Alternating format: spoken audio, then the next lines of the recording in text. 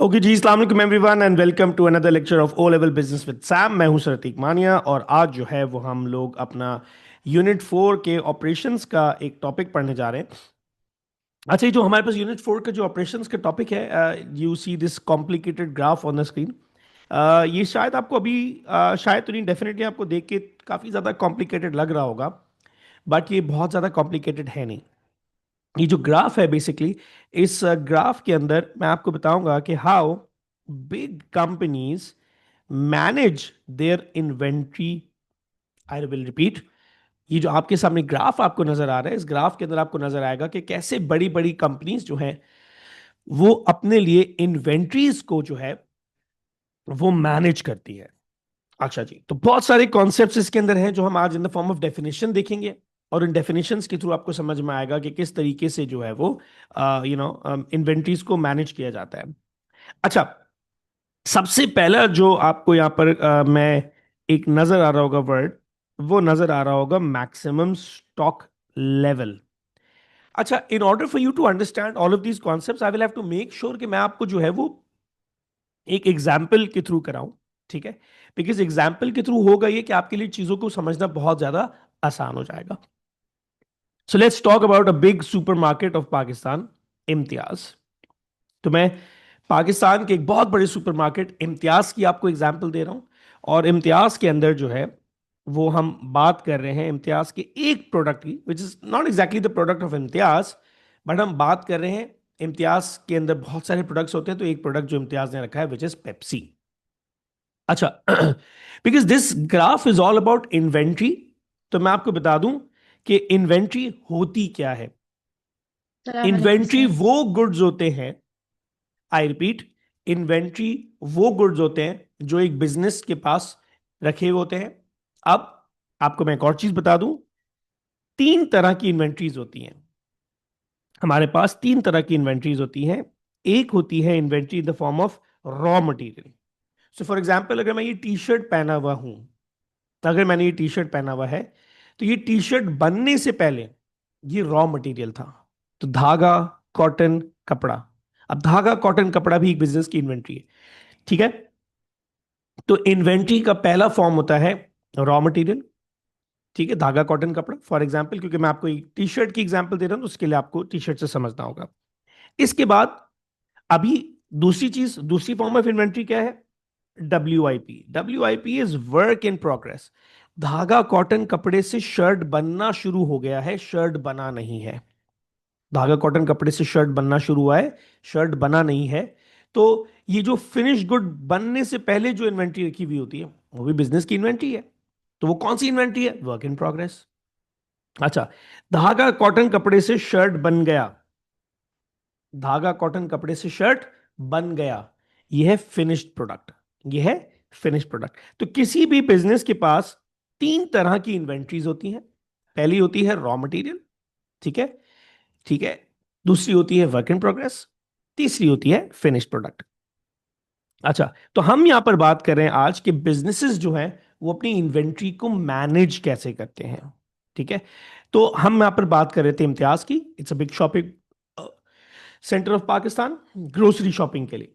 और वहां पर हम एक प्रोडक्ट की बात करें, इम्तियाज। अच्छा, इन्वेंट्री चाहे रॉ मटेरियल हो, वर्क इन प्रोग्रेस हो या फिनिश प्रोडक्ट हो, आई रिपीट, इन्वेंट्री चाहे रॉ मटेरियल हो, वर्क इन प्रोग्रेस हो या फिनिश प्रोडक्ट हो, आपको एक चीज याद होगी। वर्किंग कैपिटल, इन्वेंट्री को खरीदने के लिए वर्किंग कैपिटल यूज होता है। इन्वेंट्री को खरीदने के लिए क्या यूज होता है? Working capital. वर्किंग कैपिटल क्या था? वर्किंग कैपिटल वो पैसा था जो एक बिजनेस ने संभाल कर रखा है।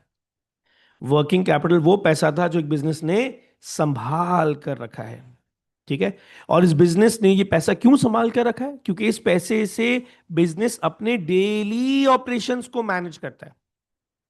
ठीक है, बिजनेस अपने डेली ऑपरेशंस को मैनेज करता है, जैसे कि रेंट दे रहा है, वेजेस दे रहा है, सैलरीज दे रहा है, रॉ मटेरियल दे रहा है, ये दे रहा है, वो दे रहा है। तो बिजनेस को डेली बेसिस पर, यानी रेगुलर बेसिस पर कोई ना कोई खर्चे आ रहे होते हैं। कभी क्या, कभी क्या, कभी क्या। तो इन खर्चों को पे ऑफ करने के लिए जो पैसे संभाल कर रखे होते हैं वो होता है वर्किंग कैपिटल। वर्किंग कैपिटल क्या है? वर्किंग कैपिटल वो पैसा है जो बिजनेस ने अपनी वर्किंग चलाने के लिए रखा हुआ है। वर्किंग कैपिटल वो पैसा है जो बिजनेस ने या बिजनेसमैन ने अपनी वर्किंग चलाने के लिए रखा है। अच्छा, अब हर बिजनेस के पास वर्किंग कैपिटल तो लिमिटेड होता है। There is no business in the world जो ये कह सकता है कि उसके पास अनलिमिटेड वर्किंग कैपिटल है। दुनिया में कोई ऐसा बिजनेस है ही नहीं जो ये बोल सके कि उसके पास जो वर्किंग कैपिटल है वो अनलिमिटेड है। ऐसा नहीं है। सो एवरी बिजनेसमैन या every business in the world, चाहे वो इलॉन मस्क हो या बिल गेट्स हो या एप्पल हो, इनके पास भी वर्किंग कैपिटल ज्यादा अमाउंट में होता है, लेकिन लिमिटेड अमाउंट में होता है, अनलिमिटेड नहीं होता। So talking about a company like Imtiaz, अब इम्तियाज के पास लाखों प्रोडक्ट्स हैं। पेप्सी है, कोका कोला है, पेप्सी के इतने वेरिएंट्स है, स्टिंग है, सेवन अप है, ड्यू है, चिप्स है, बिस्किट है, पता नहीं लाखों किस्म की चीजें हैं जो इम्तियाज के पास पड़ी हैं। लाखों किस्म की चीजें हैं जो इम्तियाज के पास पड़ी हैं। अब इम्तियाज को हर चीज खरीदनी है। अगर इम्तियाज के पास 1 करोड़ रुपए है, फॉर एग्जाम्पल, अगर आप इम्तियाज की जगह होते और आपके पास वर्किंग कैपिटल 1 करोड़ रुपए होता, तो आप क्या करते? आप सारी चीजें थोड़ी थोड़ी खरीदते। ये थोड़ी कि आपने सारे 1 करोड़ रुपए लगाकर पेप्सी खरीद ली, तो आपको अपने आउटलेट पे सिर्फ पेप्सी थोड़ी बेचनी है। आपको तो कस्टमर जब आपके पास आ रहा है तो आपको तो अपने आउटलेट से Pepsi, toothpaste, biscuit, chocolate, shampoo, साबुन, there are so many products out there जो आपको बेचने है कि नहीं? ऐसे बहुत सारे प्रोडक्ट्स हैं जो आपको बेचने। सो अगर आपके पास लिमिटेड वर्किंग कैपिटल है तो आपको भी क्या मेक श्योर करना है? आपको ये मेक श्योर करना है कि अगर मेरे पास लिमिटेड वर्किंग कैपिटल है तो मैं सारी चीजों को खरीदूं। अब अगर सारी चीजें खरीदनी है तो ये मेक श्योर करना है कि सारा पैसा एक प्रोडक्ट में ना लग जाए। तो समझदार बिजनेसेस पता है क्या करते हैं? समझदार बिजनेसमैन जो होते हैं वो अपने पास एक नंबर डिफाइन कर देते हैं। वो अपने पास एक नंबर डिफाइन कर देते हैं। फॉर एग्जाम्पल, इम्तियाज ने डिसाइड किया कि यार हमारे पास वेयर हाउस के अंदर वी विल कीप 1000 पेप्सीज। हमारे पास वेयर हाउस के अंदर वी विल कीप 1000 पेप्सीज, यानी हमारे वेयर हाउस में 1000 से ज्यादा पेप्सीज नहीं होंगी। हमारे वेयर हाउस में 1000 से ज्यादा पेप्सीज नहीं होंगी। ये जो 1000 है, आप देखो इधर टॉप पर है, this is maximum stock level. This is maximum stock level. अब सवाल ये है कि भाई ये मैक्सिमम स्टॉक लेवल क्या है? मैक्सिमम स्टॉक लेवल का मतलब होता है it is that number of inventory, it is that number of inventory that will be held by a business at the maximum level. I repeat, maximum inventory या maximum stock level का मतलब क्या होता है? It is that number of inventory that will be held by a business, held, that will be held by a business at the highest point, yeah, at the highest level. Yeah, this is the highest number of inventory that will be held by a business. यानी ये वो number है जो business ने decide कर लिया है कि यार इससे ज्यादा इन्वेंट्री मेरे पास इस कैटेगरी में नहीं होनी चाहिए, इससे ज्यादा इन्वेंट्री मेरे पास इस कैटेगरी में नहीं है। तो अगर इम्तियाज ने अपना नंबर पेप्सी का 1000 रखा है, फॉर एग्जाम्पल आपको समझाने के लिए बता रहा हूं, तो इसका मतलब इम्तियाज ने इंटरनली या ओनर ने खुद से या मैनेजमेंट के साथ या टीम के साथ बैठ के डिसाइड कर लिया है कि भाई हमारे पास अपने वेयर हाउस में कभी भी हमारे पास अपने वेयरहाउस में कभी भी 1000 से ज्यादा पेप्सीज नहीं होंगी। हमारे पास अपने वेयरहाउस में कभी भी 1000 से ज्यादा पेप्सीज नहीं होंगी। सो हम मैक्सिमम 1000 पेप्सी रखेंगे, इससे ज्यादा नहीं रखेंगे। सो मैक्सिमम इन्वेंट्री का मतलब होता है ये वो नंबर है जो बिजनेस ने डिसाइड कर लिया कि यार इससे ज्यादा हमारे पास इस प्रोडक्ट की इन्वेंट्री नहीं होनी चाहिए। अच्छा जी, हो गया ये काम। So maximum in stock level का मतलब है this is the maximum level of inventory, या this is the maximum number of inventory that will be held by a business. अच्छा जी, ये हो गया। आगे चलते हैं थोड़ा सा। 1 सेकेंड, सॉरी जी, मैं डिस्कनेक्ट हो गया था। तो मैं आपको ये बता रहा था कि ये जो 1000 है ये मैक्सिमम इन्वेंट्री है। यानी इम्तियाज वालों ने ये माइंड बनाया है अपनी टीम के साथ डिस्कस करके कि उनके वेयर हाउस में एट द मैक्स 1000 पेप्सी से ज्यादा नहीं होंगी। अच्छा जी, सो मैक्सिमम स्टॉक लेवल का मतलब क्या है? ये मैक्सिमम नंबर ऑफ इन्वेंट्री है जो इम्तियाज रखेगा अपने वेयर हाउस में, इससे ज्यादा नहीं रखेगा। उसने डिसाइड किया हुआ है और मैंने आपको बता भी दिया कि मैक्सिमम नंबर ऑफ इन्वेंट्री रख क्यों रहा है इम्तियाज, क्योंकि इम्तियाज के पास भी लिमिटेड वर्किंग कैपिटल है। उसके पास भी अगर 1 करोड़ है फॉर एग्जाम्पल, तो उसको अपने इस 1 करोड़ को ऐसे मैनेज करना है कि उसमें उसके पास पेप्सी भी हो, टूथपेस्ट भी हो, शैम्पू भी हो, ये भी हो, वो भी हो, सारी चीजें उसके पास पड़ी हुई हो। सो हमारे पास ये जो 1000 है ये मैक्सिमम इन्वेंट्री है। मैक्सिमम इन्वेंट्री का मतलब ये है कि इस 1000 से ज्यादा इम्तियाज अपने पास नहीं रखेगा इन्वेंट्री पेप्सी की। तो मैक्सिमम इन्वेंट्री वो नंबर होता है जो किसी भी बिजनेस ने कट ऑफ लगाया हुआ होता है कि यार इससे ज्यादा की इन्वेंट्री मेरे वेयर हाउस में नहीं होनी चाहिए। अच्छा, अगर आप देखो यहां पर ऑब्वियस सी बात है, जब आप इम्तियाज जाते हो, ठीक है ना, तो इम्तियाज जब आप जाते हो तो आप पेप्सी खरीदोगे फॉर एग्जाम्पल। खरीदने के बाद आप उसके कैश काउंटर पे आओगे। Once you get towards the cash counter, आपने देखा होगा ये जो बड़े बड़े मॉल्स वाले या शॉपिंग सेंटर्स जो होते हैं वो मैन्युअली हिसाब किताब नहीं करते। आप अगर उनके पास जाओ तो उनके पास एक बारकोड मशीन लगी हुई होती है। अच्छा, मेजॉरिटी ऑफ द पीपल ये समझते हैं कि उस बारकोड का काम क्या होता है। लोग ये समझते हैं बारकोड का काम होता है प्राइस दिखाना। यस, आई एग्री, बारकोड का काम प्राइस दिखाना होता है, लेकिन इसके अलावा बारकोड का एक और काम भी होता है।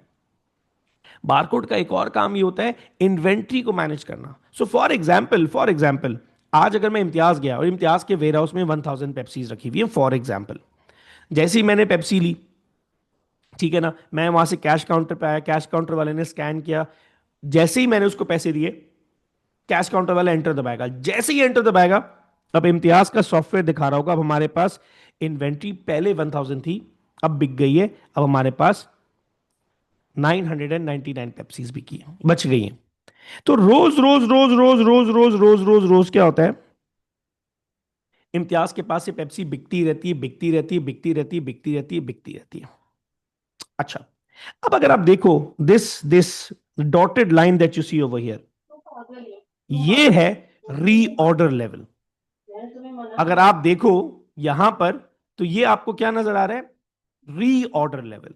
अच्छा, इम्तियाज ने सिर्फ जो बड़े बड़े स्टोर्स जो होते हैं उन्होंने अपने पास सिर्फ मैक्सिमम इन्वेंट्री का कट ऑफ नहीं लगाया, उन्होंने अपने पास रीऑर्डर क्वांटिटी का भी कट ऑफ लगाया।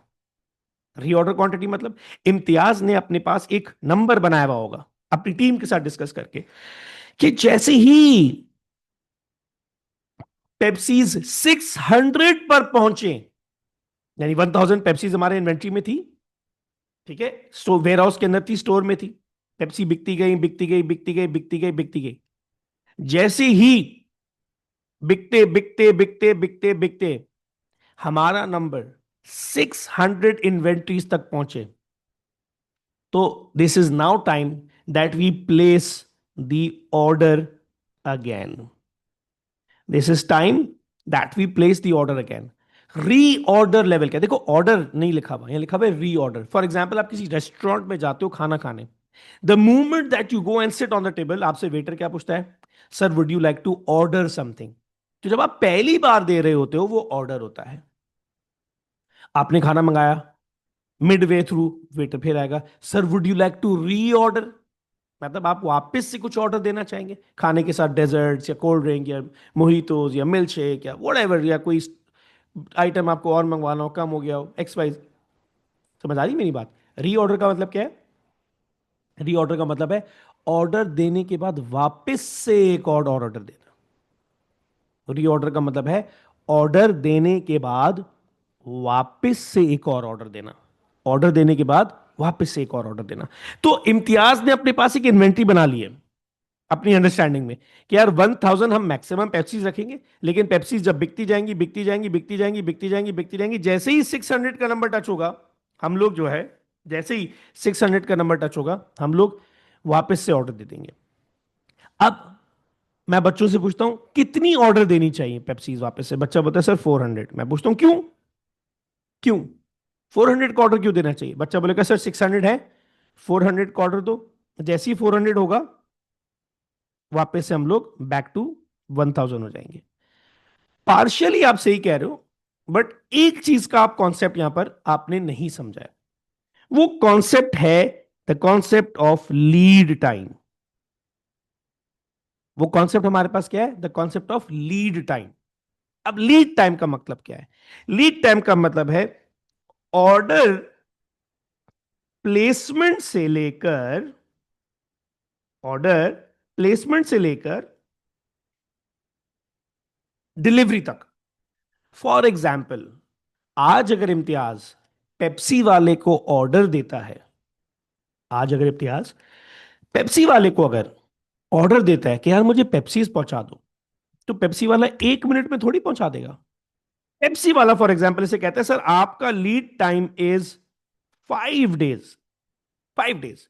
यानी अगर आज आपने, यानी as for example let's say अगर इम्तियाज ने पेप्सी को मंडे के दिन ऑर्डर दिया है, पेप्सी ने अगर इम्तियाज को मंडे के दिन ऑर्डर दिया है, तो ऑब्वियस सी बात है अगर लीड टाइम 5 डेज है तो उसका मतलब यह है कि इम्तियाज को पेप्सी की डिलीवरी मिलेगी 5 डेज बाद, यानी फ्राइडे को। लीड टाइप का मतलब होता है it is the time taken between the placement of an order and its delivery.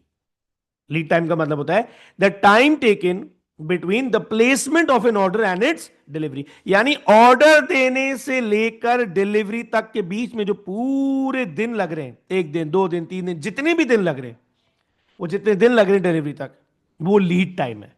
वो क्या है? Lead time. अच्छा, अब एक कॉन्सेप्ट की बात करूं।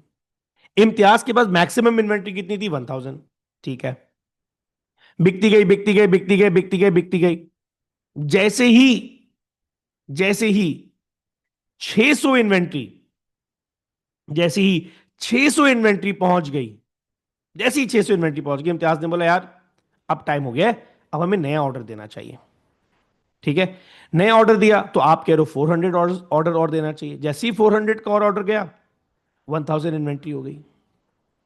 अब एक चीज क्या है कि इम्तियाज ने 400 का ऑर्डर दिया, लेट से इनकी per day, per day Imtiaz की 100 पेप्सीज बिकती हैं फॉर एग्जाम्पल। ठीक है, हमारे पास 1000 इन्वेंट्री थी मैक्स, ठीक है ना, 400 इन्वेंट्री बिक गई तो 600 बच गई, 600 बची। ठीक है, अब आपने बोला 600 बची तो नया ऑर्डर देना चाहिए। ठीक है, अब नया ऑर्डर की जो नई 400 पेप्सीज हैं, जब नई 400 पेप्सीज हैं जब आएंगी तो 5 दिन लग रहे हैं, हर दिन 500 100 पेप्सीज और बिक रही हैं। तो इसका मतलब 5 दिन में, 5 दिन में जब तक पेप्सी डिलीवरी देगा, 100 पेप्सी रोज की बिक रही है, 5 दिन में 500 पेप्सीज और बिक गई। कितनी बची पीछे? 100 पेप्सीज। अब आपने ऑर्डर कितना दिया था नया? 400 का। तो नया 400 का ऑर्डर आया आपके पास तो 500 पेप्सीज हुई। और आपका सॉफ्टवेयर क्या कह रहा था? 600 इन्वेंट्री पे तो आपने वापस से ऑर्डर देना था। ये तो गड़बड़ हो गई। बात समझ आ रही है आपको मेरी? बात यह है कि लीड टाइम कहता है कि भाई आपने जब ऑर्डर दिया तब से लेके आपको जो डिलीवरी आई तब तक कितनी देर में आपको या कितने दिन में आपको ऑर्डर डिलीवर हुआ। तो बड़ी बड़ी कंपनीज कैलकुलेट करती हैं कि यार ऑर्डर जो हमने दे दिया है तो ये ऑर्डर देने के बाद कितने दिन के बाद हमें ये माल वापस मिलेगा, ऑर्डर देने के बाद कितने दिन में हमें ये माल वापस मिलेगा। तो जितने दिन में वापस मिलेगा उसकी भी काउंटिंग करो। तो पता लगा भाई हमें पेप्सी मिलेगी 5 दिन में जाकर, इट विल टेक 5 डेज, 5 दिन में हमें ये पेप्सी मिलेगी। और जब तक हमें 5 दिन में पेप्सी मिलेंगी तो रोज की 100 बिकती है, यानी बाय द टाइम हमें नया ऑर्डर आएगा 500 पेप्सी और बिक चुकी होंगी।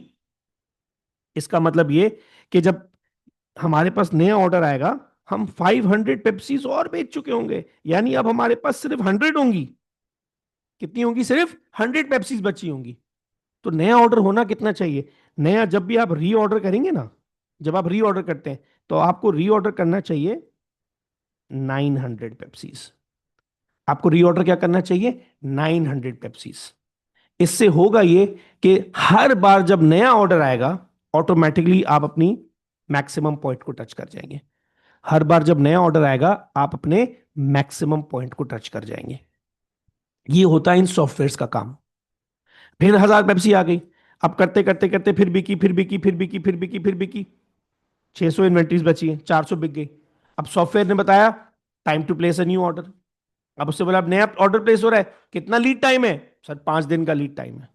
5 दिन में कितना माल बिकेगा? सर 500 पेप्सीज और बिकेंगी। मतलब जब पेप्सी वाला हमारे पास नया माल लेकर आएगा हम 500 पेप्सीज और बेच चुके होंगे। तो पहले 400 बिक गई थी, 500 और बिक गई, तो हम वापस से 100 पे खड़े होंगे। फिर नया दिया ऑर्डर 900 का, फिर वापस से यहां पर आ गए। ये है हम लोगों के पास इस लेवल का कॉन्सेप्ट जहां पर हम समझ रहे हैं कि लीड टाइम क्या। अब आप देखो इन्वेंट्री कितनी इफेक्टिवली मैनेज्ड है।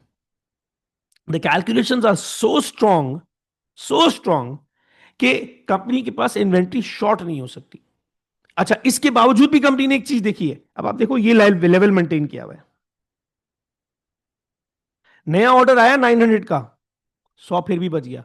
अगली बार फिर नया ऑर्डर आया 900 का, 100 फिर भी बच गया। ये जो बार बार कंपनी ने ये जो लेवल बनाया हुआ है ना 100, ये है मिनिमम स्टॉक लेवल। ये है मिनिमम स्टॉक लेवल। अब आप पूछेंगे सर मिनिमम स्टॉक लेवल क्या होता है? मिनिमम स्टॉक लेवल का मतलब होता है minimum inventory that will be held by a business in case of any unforeseen circumstance. I repeat, minimum inventory या मिनिमम स्टॉक लेवल का मतलब होता है this is the minimum level of inventory that will be held by a business, to meet, to face any unforeseen circumstance। इसको हम लोग buffer inventory भी कहते हैं। मतलब अब आप देख रहे हो इम्तियाज 1000 पेप्सी रख रहा है मैक्स, बिकते बिकते बिकते बिकते बिकते जैसी 100 इन्वेंट्री बची हुई होती है 900 और आ जाती है। फिर बिकते बिकते बिकते बिकते जैसी 100 इन्वेंट्री बची होती है 900 और आ जाती है। Imtiaz is not waiting for the inventory to go down to zero. अब नोटिस करो, इम्तियाज वेट नहीं कर रहा कि मेरी इन्वेंट्री जीरो तक जाए। नहीं, इम्तियाज ने 100 इन्वेंट्री अलग से बचा कर रखी है। क्यों? इम्तियाज कहता है कल को ऐसा भी तो हो सकता है कि कंपनी ने बोला हम फ्राइडे को डिलीवरी देंगे, फ्राइडे को आई नहीं, सैटरडे भी नहीं आए, संडे भी नहीं आए, गाड़ी खराब हो गई, ईद आ गई। हो सकता है ना भाई, हालात खराब हो गए, आग लग गई, कंपनी के अंदर कोई मसला हो गया, कुछ भी हो सकता है, कुछ भी हो सकता है। ठीक है ना? तो क्या होगा, कंपनी ने एक्स्ट्रा मार्जिन रखा है कि यार कल को अगर कुछ और अनफोर्सीन सर्कमस्टेंस हो गया और कंपनी मुझे टाइमली डिलीवरी नहीं दे पाई, तो ये जो 100 इन्वेंट्री मैंने बचा कर रखी है ना, मैं 1 2 दिन 3 दिन इसको बेच के चला लूंगा। रादर देन कि मैं कस्टमर को बोलूं कि sorry we don't have the material, कल आना, परसों आना, 4 दिन बाद आना, हम कस्टमर को बोलेंगे रुको हमारे पास है, हम जाएंगे, जो एक्स्ट्रा इन्वेंट्री बचा के रखी थी हमने वो इस्तेमाल करेंगे, वो कस्टमर को दे देंगे, कस्टमर को मना नहीं करेंगे, बची हुई इन्वेंट्री से निकाल के दे देंगे। ये होती है buffer inventory, buffer stock. Buffer stock is the extra stock that the business holds within itself to meet any unforeseen circumstance. Buffer stock वो लेवल होता है जो एक बिजनेसमैन ने अपने बिजनेस के अंदर बचा के रखा होता है कि कल को अगर कोई XYZ प्रॉब्लम हो जाए तो मैं यहां से पैसे निकाल, सॉरी यहां से इन्वेंट्री निकालकर कस्टमर को दे दूंगा। ठीक है जी, तो ये है हम लोग के पास कॉन्सेप्ट ऑफ बफर स्टॉक। ठीक है ना? तो बड़े बड़े बिजनेसमैन बड़ी स्ट्रॉन्ग कैलकुलेशंस के ऊपर चल रहे होते हैं। ठीक है, अच्छा अब एक क्वेश्चन जरूर है, बच्चा जो मुझसे पूछता है सर इम्तियाज वाला बार बार 100 पेप्सी बचा के रख रहे, बचा के रख रहे हैं, हर बार नया माल आ रहा है, वो जो 100 इन्वेंट्री उसने बचा के रखी थी वो तो थोड़े दिन बाद एक्सपायर हो जाएगी। Common sense. 100 इन्वेंट्री बचा के रख रहे हैं इसका मतलब ही नहीं कि उसे 100 इन्वेंट्री लॉकर के अंदर वो ताला लगा के रख दिए कि नहीं हालात खराब होंगे तब निकालूंगा, ऐसा नहीं होता। 100 इन्वेंट्री फॉर एग्जाम्पल, पहली बार 1000 इन्वेंट्रीज ऑर्डर दी, आ गई, 400 बिकी, ऑर्डर दिया, बिकते बिकते बिकते बिकते 100 इन्वेंट्री रह गई, तो नई 900 इन्वेंट्री आ गई। ठीक है, अब जो नई 900 इन्वेंट्री आई उसमें से 100 इन्वेंट्री निकाली, बफर स्टॉक में डाली, और जो पुरानी 100 इन्वेंट्री रखी थी बफर स्टॉक में वो निकाली और वो बेच दी। अगली बार जब नया ऑर्डर पे नया माल आया उसके अंदर से 100 इन्वेंट्री निकाली, बफर स्टॉक में डाली, और बफर स्टॉक में जो पिछले वाली की जो बफर स्टॉक पड़ी थी वो निकाली और आगे बेच दी। इस तरीके से मेथड चलता है। इसे कहते हैं FIFO, first in first out. जो माल पहले आया है वो माल पहले बेचो, जो माल पहले आया है वो माल पहले बेचो, क्योंकि वो अगर वो उसको आपने नहीं बेचा तो वो पड़े पड़े एक्सपायर हो जाएगा। This is how the inventories are managed by large organisations.